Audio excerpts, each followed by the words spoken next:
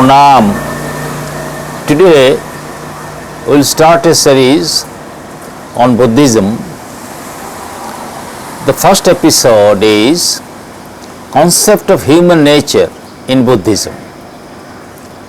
Once the Buddha with Ananda set out a village for alms.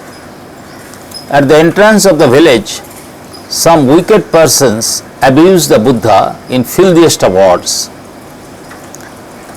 Ananda became upset and told the Buddha, "The people of this village are ill-mannered, so let us go to another village." The Buddha replied, "Ananda, there are such persons in that village too." Ananda said, "We will go to some other village." Then the Buddha observed, "Ananda, you will find impure men in everywhere. Rarely a person of purity is found." From ancient saints of India to modern criminologists are of same view that people by nature are not pure.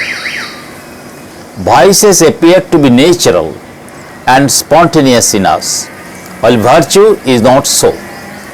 Every one of us can attain absolute purity, and it is a universal truth that deviance is latent in us. We need to work hard to attain purity of mind. We always have to remain mindful and watchful. It is a 24 hours exercise of 365 days of a year. We need to constantly keep switched on the cleansing process.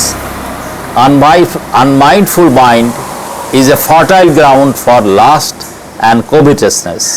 Let me repeat the last sentence. Unmindful mind is a fertile ground for lust and covetousness. Pranam.